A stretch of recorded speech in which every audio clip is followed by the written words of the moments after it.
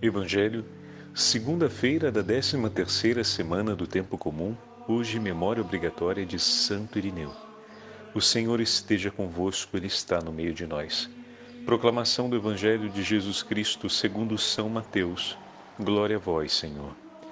Naquele tempo, vendo uma multidão ao seu redor, Jesus mandou passar para outra margem do lago. Então o mestre da lei aproximou-se e disse: Mestre, eu te seguirei aonde quer que tu vás.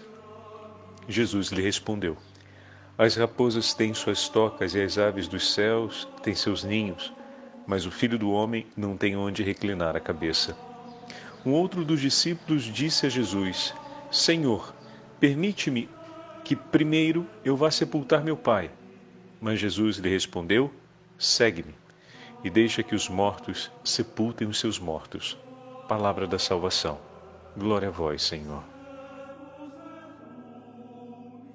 Segunda-feira da 13ª semana do Tempo Comum, hoje memória obrigatória de Santo Irineu, bispo e mártir.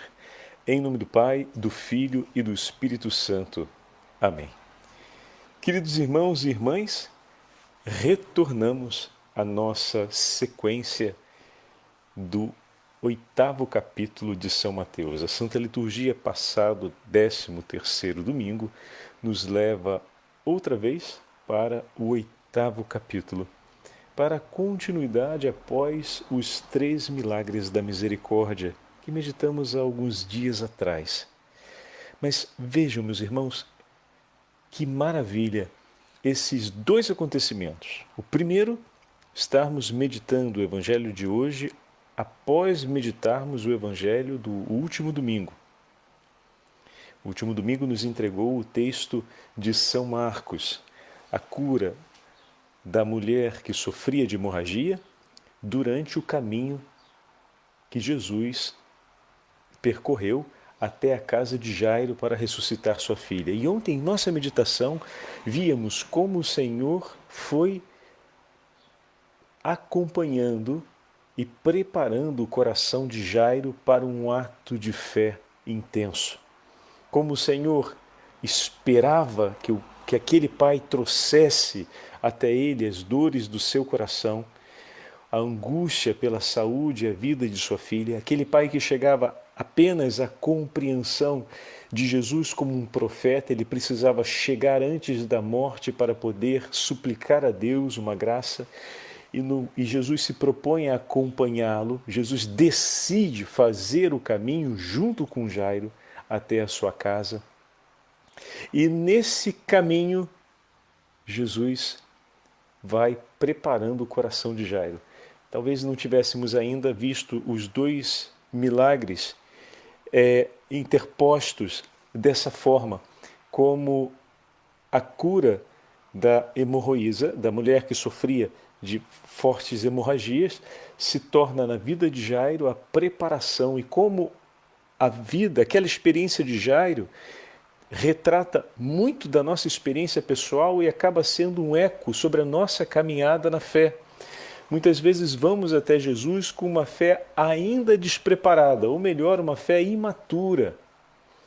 E chegamos até o Senhor levando a Ele as angústias do nosso coração, uma experiência concreta. Temos a necessidade de amar e permanecer amando, tocamos a nossa insuficiência e no amor que provamos sentimos o desejo de entregar a nossa vida pelo outro, ao máximo que é possível.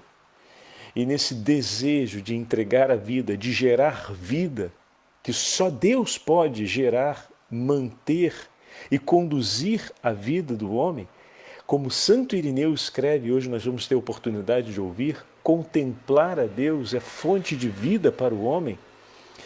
Jairo só tinha como entregar vida para sua filha, levando até ela o próprio Deus. Então ele vai buscar o profeta, ainda não compreende que Jesus é o Filho de Deus, porque ele, mais do que o próprio pai Jairo, poderia dar à sua filha aquilo que é de Deus, a vida que vem de Deus. Ele, mais do que Jairo, o pai, teria autoridade para suplicar e também autoridade para, em nome de Deus, oferecer o que lhe é próprio, a vida naquele momento em que a morte se aproxima e se impõe de maneira ameaçadora. Jairo partiu para buscar Jesus no meio de uma multidão que se aglomerava, veja, não é tarefa fácil, e Jesus se deixou encontrar por ele. Estava alcançável. E é como se ele esperasse Jairo chegar e fazer a proposta. Ontem, inclusive, brincávamos falando que Jesus poderia ter dito: peraí, não vamos para outro... Eu tenho muita coisa para fazer, vamos resolver isso aqui agora, que eu não preciso ir lá para resolver isso. Não, o Senhor estava esperando Jairo, porque o Senhor queria caminhar com ele, fazer junto com Jairo aquele caminho. E ali falávamos do quanto o Senhor vem ao nosso encontro, nos espera e se propõe a caminhar conosco para fazer-nos crescer na fé. Olha que fantástico! E Santo Irineu, bispo e mártir que hoje celebramos, durante toda a sua vida defendeu a fé verdadeira. Foi um período muito marcado pelas heresias, por aqueles que tentavam ensinar uma fé diferente dos apóstolos. Santo Irineu teve o privilégio de ser discípulo de São Policarpo, que por sua vez foi discípulo de João Evangelista. Olha só, aprendeu e recebeu o anúncio do Evangelho pelos lábios do próprio São João e daqueles que viveram em torno de São João e que conheceram Jesus pessoalmente. Irineu, em uma grande fidelidade, sempre defendeu a fé verdadeira, ensinando o quê? Como falávamos outro dia de São José Maria Escrivá, ensinando a seguir a verdade. Diante de tudo aquilo que se dizia, e inclusive ele, em uma de suas cartas, orienta um caro amigo na região da Ásia Menor, que também se torna posteriormente sacerdote, a ser fiel à memória de tudo aquilo que recebeu. Qual o discernimento diante da verdade? Busca aquilo que o Senhor te ensinou por meio dos apóstolos. O que você recebeu. São Policarpo nos ensinou, e é tão bonito o texto que ele fala, se sem fechar os olhos, ainda podemos ver com clareza o lugar onde ele se sentava, na praça, para nos ensinar a forma como ele falava, as expressões do seu rosto e também o quanto o nosso coração se enchia de alegria. Fantástico isso, fazer memória do que Deus nos entrega. Mas isso só é possível se nós permitirmos que o Senhor caminhe conosco, ou coloque os seus discípulos, aqueles que nos anunciam a fé, para caminhar conosco ao seu lado em seu nome e façam estrada conosco. É fazer memória dessa estrada. A forma como se vive a fé verdadeira, que Policarpo estava escrevendo para o seu companheiro, que nós estamos vendo no retrato da escolha de nosso Senhor na vida de Jairo. Não ia ser um ensinamento somente, olha, senta aqui, eu vou te falar um bocado de coisa, você entenda, faz favor, e depois você vai lá e resolve os problemas. Não, não. É preciso caminhar junto, fazer estrada junto. Jesus recebe Jairo e escolhe caminhar com ele para que ele cresça. E é essa a memória do caminho, aonde nesse caminho se celebrou uma profissão de fé. Nesse caminho foram vividas experiências que mudaram a mentalidade de Jairo, a metanoia, como nos ensina o grego, essa mudança de mentalidade. Ali ele fez uma experiência e conheceu a verdade, o ensinamento do Senhor, e isso tudo marcou a sua vida. E será fazendo memória dessa experiência e ouvindo depois o ensinamento dos apóstolos que ele e sua família vão perseverar na fé cristã e se tornam cristãos. Um não passa a ser cristão lendo bons livros. Por isso, me permitam, se eu faço toda essa repescagem do Evangelho de ontem, é para poder olharmos já de cara o primeiro episódio do Evangelho de hoje, da forma como Jesus diz ao escriba sobre a exigência da vida apostólica. Existe uma exigência no caminho do Senhor. As raposas têm a toca, os pássaros têm os seus ninhos, mas o Filho de Deus não tem onde reclinar a cabeça. Não tem uma resposta do escriba no texto que hoje ouvimos, narrado por São Mateus. Porém, o Senhor deixa muito claro que segui-lo significa tomar para si o seu destino, abraçar a sua sorte, viver junto com ele. É fazer o caminho, olha aí, juntos.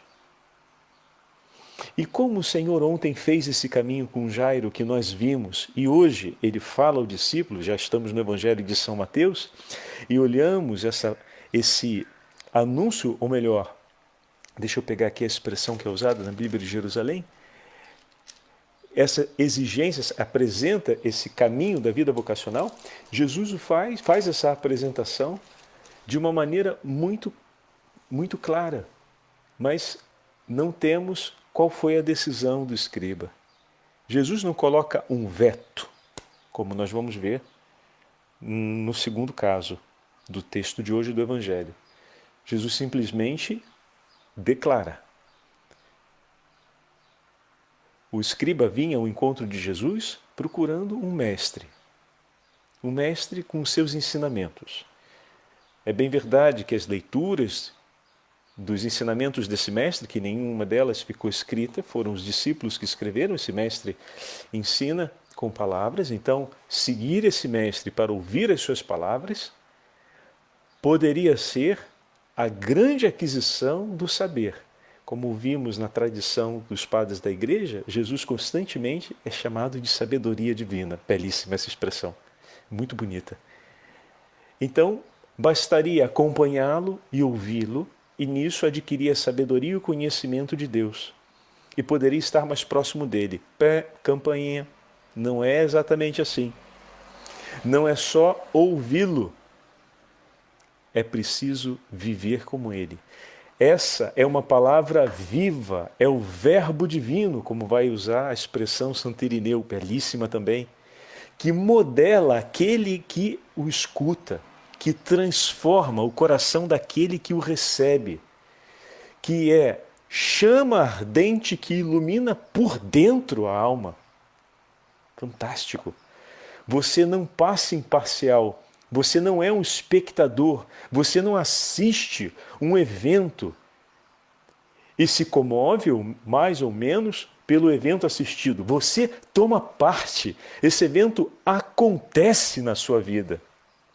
Ou temos dúvidas que ontem a própria vida de Jairo foi um evento. Ele chama Jesus para acompanhá-lo, Jesus o acompanha, e esse caminho se torna uma ocasião de graça para a vida daquela mulher que sofria há 12 anos. Nasce por ela uma oportunidade, e Jesus o sabia.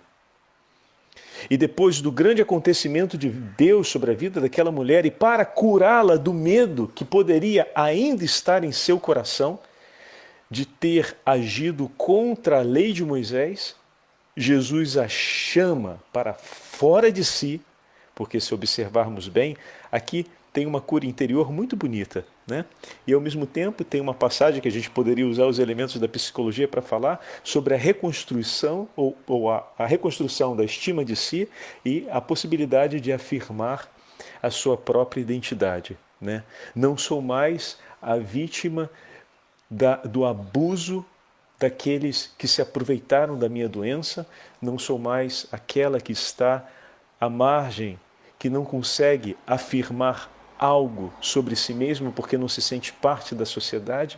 Eu agora sou aquela que me coloquei aos pés do Senhor, que busquei em Deus a misericórdia, que busquei em Deus a graça de me purificar, e esse Senhor me purificou. Eu sou uma pessoa nova. Afirmar para além de tudo aquilo que a vida fez de você. Ter Cristo diante de ti que te faz outra vez estar de pé em sua dignidade.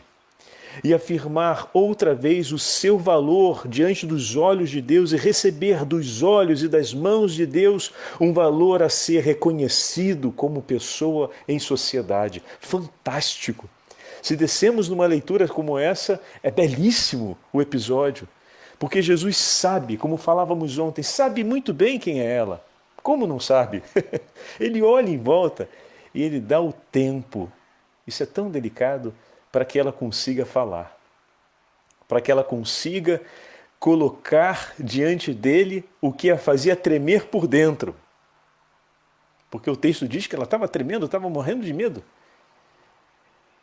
E ela se lança aos pés de Jesus, se lança aos pés daquele que a curou, se lança aos pés daquele que recebeu a sua impureza e a purificou, pois já havia sentido a cura, e diante dele declara a sua história. E o evangelista usa a expressão declara a verdade. A nossa história é uma verdade amada por Deus. E deve ser uma verdade purificada no amor misericordioso de Deus. Fabuloso. Fabuloso. É assim que a gente está vivendo a nossa história, tão marcada de tantos sofrimentos, contradições, incoerências, momentos de crise, dificuldade. Estamos vivendo a nossa história, tomando-a nas mãos como verdade, vivendo-a como história colocada aos pés do Senhor, história tocada pelas mãos do Senhor, história declarada diante dos olhos do Senhor, que nos chama a falar sobre essa história. E ela, se colocando diante do Senhor, diz, e a sua história é uma história belíssima e um testemunho de fé necessário para a vida de Jairo naquele momento. O caminho até a casa de sua filha, a sua casa, onde está a sua filha, não estava sendo só um caminho pela pequenina que estava morta, pois sabemos que chega a notícia logo naquele momento, né? Então já está morta. Os mensageiros já estão trazendo a notícia. Então, não é para andar ao encontro de sua filha que está em casa doente e naquele momento morta, como se fosse apenas um fazer por aquele que eu amo. Jairo está descobrindo o amor que o Senhor tem por ele e o pai que o Senhor quer fazer com que Jairo se torne um pai forte na fé, um pai capaz de amar, mas capaz de declarar uma profissão de fé no nome do Senhor, um pai capaz de esperar no nome do Senhor, esperar em Cristo com todo o seu coração e de uma forma madura e vigorosa na fé. Olha que maravilha! Assim o Senhor quer fazer comigo e contigo diariamente. Às vezes as situações difíceis e os tempos de crise se abatem sobre nós como ocasião de Deus para qualificar, apurar e fazer crescer na fé eu e você. Não tenha medo, tenha fé. Mas, padre, eu não consigo não ter medo. O medo faz parte da experiência humana. É justo? É verdade. Mas faz parte da experiência humana também a experiência de fé. Então Jesus está dizendo para ele não permanecer no medo, mas para ele permanecer na fé. É claro que em muitos momentos sentiremos uma ponta de frio no fundo da barriga e aquilo dali a gente chama de medo. E olha que coisa maravilhosa, que até na nossa expressão popular, quando a gente sente medo, a gente fala, ai Jesus, não tinha frase melhor para falar, né? Ai Jesus, é a frase perfeita na hora do medo, fica com ele. O medo deve ser a ocasião em que nós nos apegamos mais ao Senhor. No momento em que o medo tocou o coração de Jairo, Jesus vira-se para ele e diz, não tenhas medo, tenha fé. O chama a permanecer na fé, porque Jesus está ali caminhando com ele. No momento em que faltar a toca, no momento em que faltar o ninho, no momento onde não houver onde reclinar a cabeça, tenha fé. Aqui os dois evangelhos se encontram. Seguir o Senhor significa deixar-se conduzir por Ele.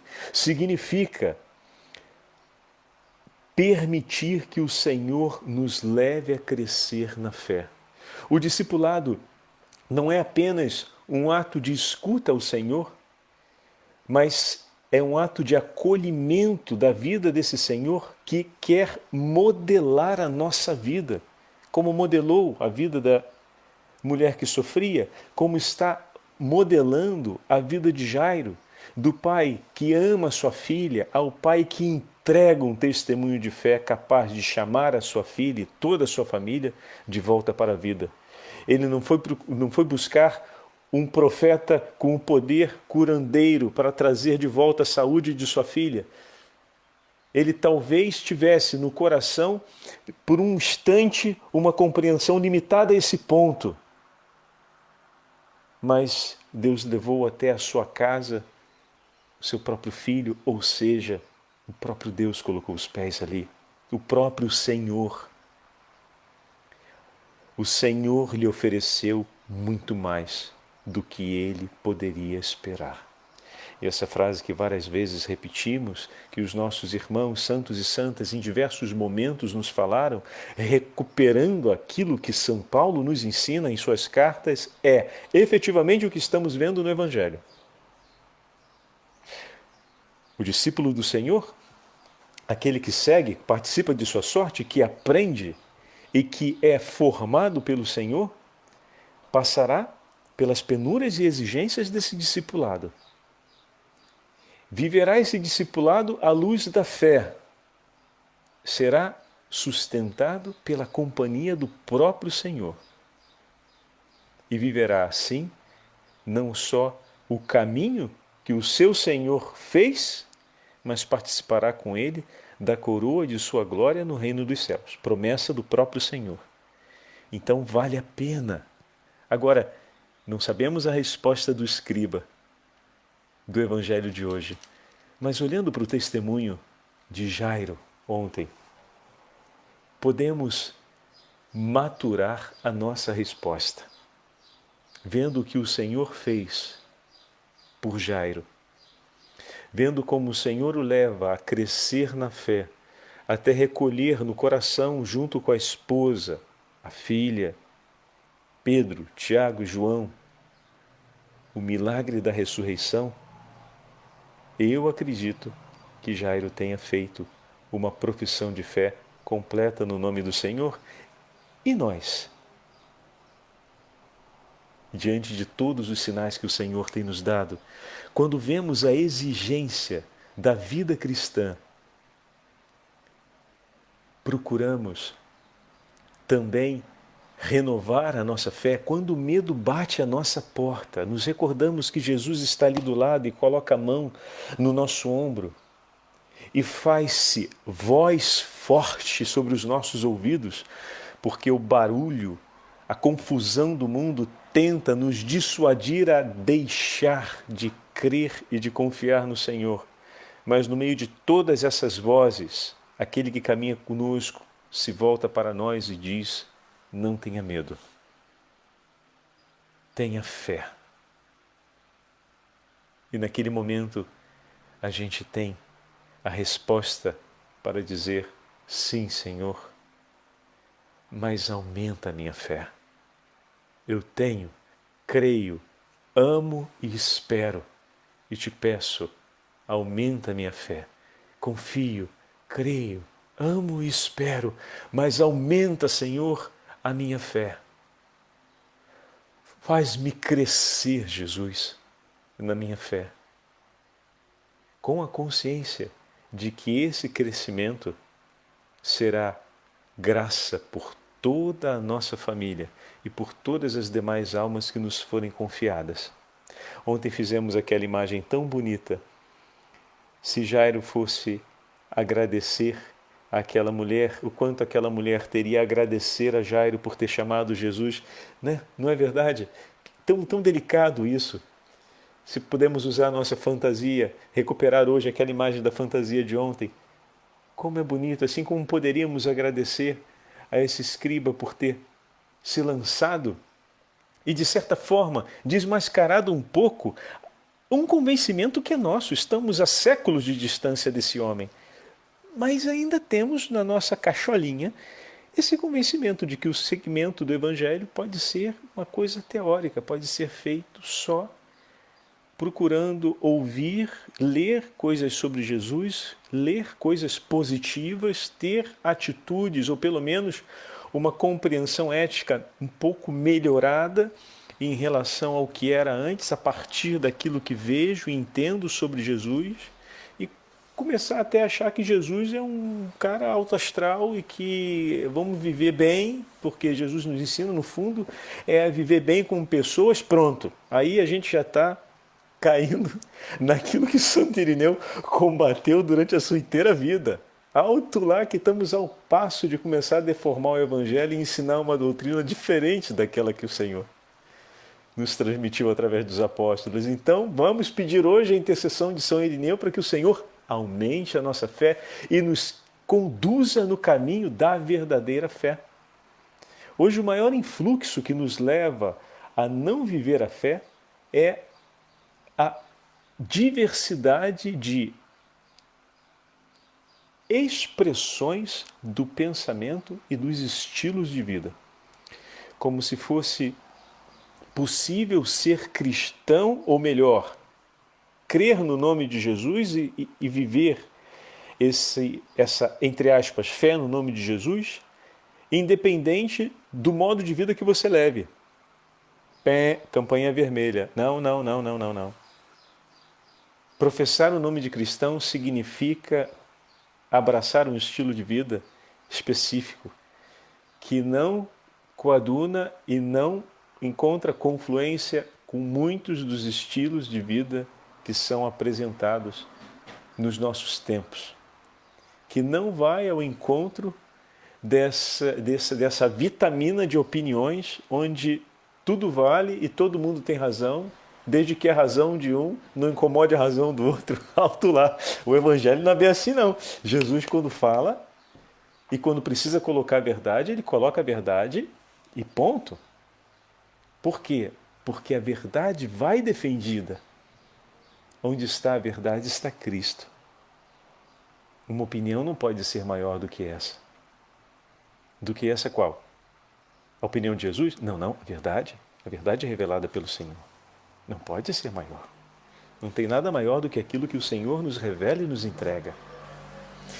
A segunda parte do Evangelho de hoje nos traz, meus irmãos, um pouco daquilo que Jairo viveu no seu primeiro momento e vem ao nosso encontro hoje, nós que tivemos a chance pelo anúncio dos apóstolos e por termos recebido a fé que recebemos da igreja, de estar a um passo à frente no conhecimento da verdade e da fé, em relação àqueles personagens do texto de ontem. O discípulo diz: permita-me, Senhor, que primeiro eu vá enterrar meu pai. E Jesus diz: segue-me, deixe que os mortos enterrem seus mortos. Ele usa uma frase tipicamente semítica, uma frase sapiencial, para ilustrar o que é a prioridade pelo que vem do Senhor. Nada é mais importante do que buscar, viver e perseguir as coisas do céu. O reino de Deus e sua justiça, como foi ensinado precedentemente no capítulo 6.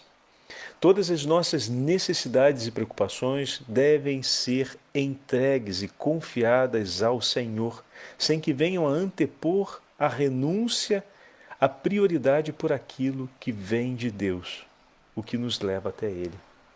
Então, todas as minhas necessidades e tudo aquilo que faz parte de minha vida, eu coloco nas mãos do meu Senhor.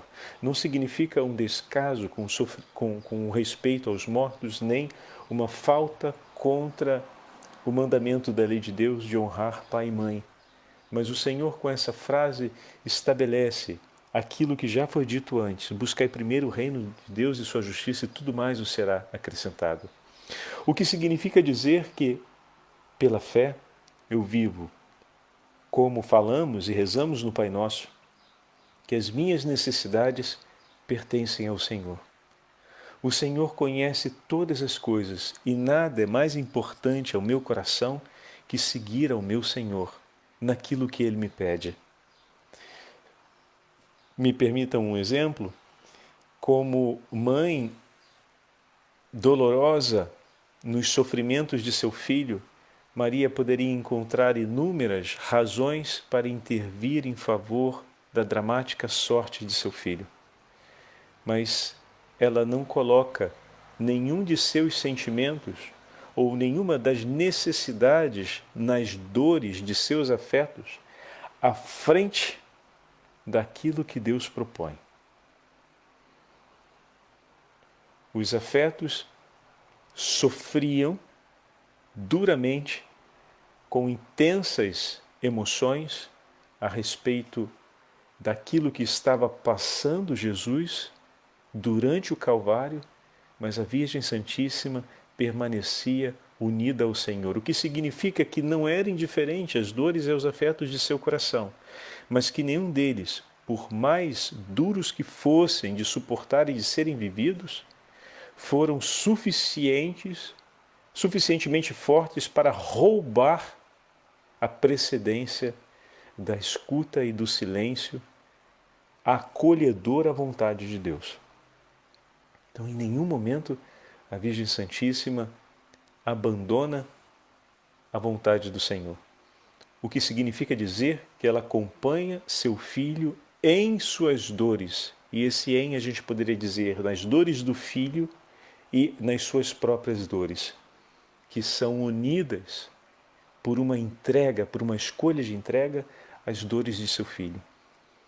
Tudo aquilo que vivo na minha vida, vivo como entrega ao Senhor. Se assim o vivo, aos poucos vamos ver que todas as nossas necessidades também falam de Deus, também são ocasiões para o diálogo com Deus, e são nas mãos do Senhor acontecimento que nos leva a uma experiência de fé e a um crescimento. Se desde a mais tenra idade a Virgem Santíssima, amando o Senhor, preservada do pecado original, perseverando nesse amor intensamente, tendo, como nos ensina Santo Afonso, a plenitude desse amor em si, sem jamais renunciar nada do mesmo, ela estava pronta para percorrer a paixão de seu filho, unida às dores do seu filho. Se nas cruzes dessa vida não conseguimos vivê-las e oferecê-las, as cruzes da nossa vida, unido estreitamente a Cristo, é porque precisamos ainda crescer mais no seu amor e renovar ainda mais essa aliança de amor estreita no nosso cotidiano.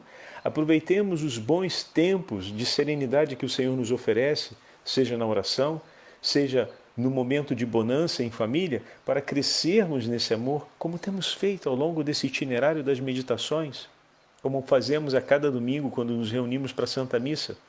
E dessa forma, com um coração intensamente unido ao Senhor, numa vivência de amor no nosso cotidiano, ou seja, concretamente, a gente vai também crescendo na fé e preparando-nos, ou melhor, sendo preparados por Deus, para quando as cruzes chegarem, vivermos unidas aos sofrimentos da paixão do Senhor.